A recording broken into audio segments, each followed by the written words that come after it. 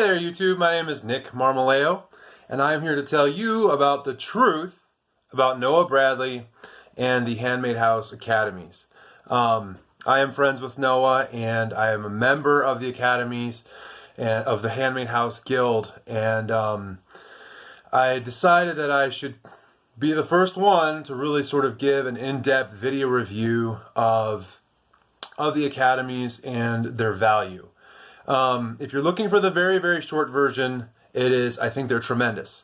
I love them. They've been transformative for me, and go sign up. It's great. You're going to get more value, I think, with the Academies than you would get elsewhere, anywhere else. I don't really think that you can find what Noah is currently offering anywhere else. Today's date is July 9th, I believe. July 9th, Wednesday, July 9th, 2019. So right now he's got four academies up, one slated to be in development. And so that's the very short version. If you want the long version, stick with me. I'll give you a ton of context and some more information about the Academies and what it is that they really offer to you. And I'm going to give you some context about myself in that, so you understand where I'm coming from. And, maybe you're similar in terms of your level of familiarity with things like carpentry. So anyway, how I found Noah and became his friend, right? I bought the Academy. He did not put me up to this. Just so you know, like, this is not, Noah generated. I actually went to him and said, "Hey, look, there's been some questions online, like people looking for reviews. Most people who are in the guild, I think, are extraordinarily happy and will probably echo the same things that I have to say, but they're busy focusing on their home or developing their home. They're not busy on making sure YouTube knows, every little thing that's going on with them at the moment." So anyway, I figured I'd come out first and just kind of explain my story, how I came on board, so to speak, with the Handmade House Guild and so on. So again, I'm not being paid for this. This is pretty informal, and I just want to give you an honest take based on my own experience, which I think is pretty extensive, to be honest.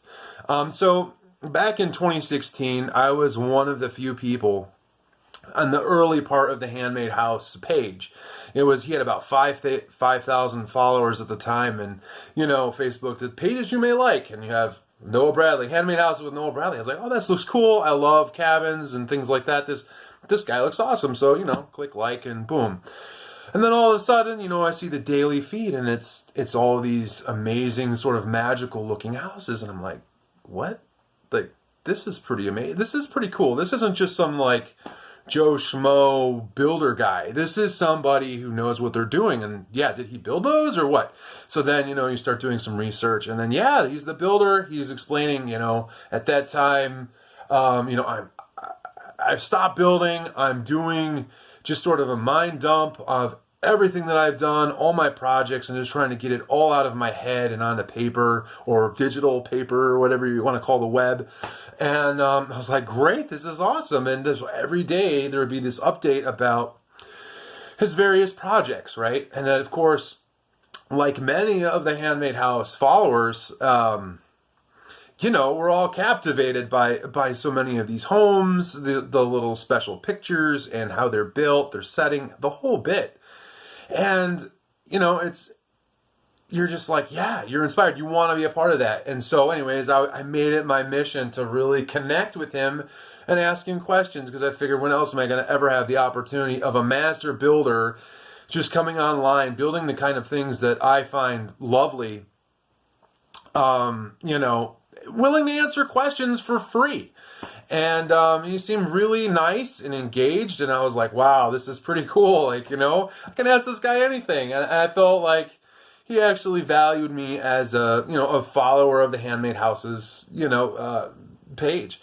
And so, I just paid attention. I'd live for the posts, because a lot of stuff came on board or online at that time. And with the page in terms of a lot of the information of the houses that he has built, some of his insights on building, kind of first articulating what it is that he's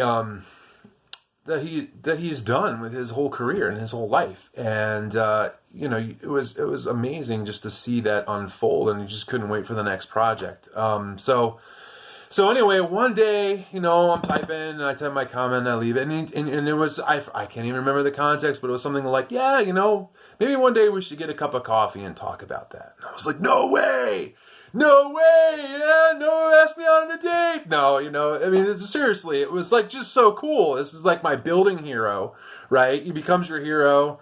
I mean, online, that would not be an exaggeration, I think, for most of us who are in the guild. That's how I feel about Noah's work.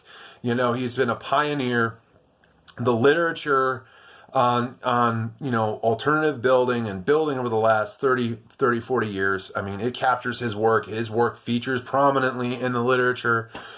If you're looking for books and on, what is the what is the most beautiful sort of handmade vernacular house you're going to get it, if you do what this guy does.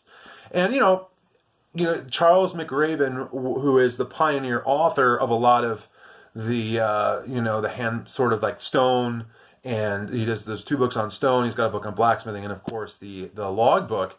Noah was his chief foreman, like building beautiful things. And then Noah went off on his own and does his own things, cool. So, you can't go wrong in following his work. So, of course, I was like, so I went down to Charlottesville. It's 2 hours from where I live, up in the Shenandoah Valley. And we met at Panera Bread. I was sort of like, why am I going down? I was like, this guy's my hero. That's why I'm going down. And I just got to meet him, if nothing else. And we had a great conversation. It was funny because he's very much an introvert. If you haven't gathered that through the videos, he's an introvert, so I seem very extroverted, and I am generally in public, but I like to be introverted, alone a lot. And so therefore, I kind of understand both sides of the spectrum. So the conversation was great. We talked about handmade houses. At this time, the Academy was not even in development. It was a conception. He let me know, I kind of retired from building for a while, and and I'm just thinking about my next step. How do I hand down what I've learned? If I was that man 30 years ago, what would he have wanted to know? And so, that's kind of how one of the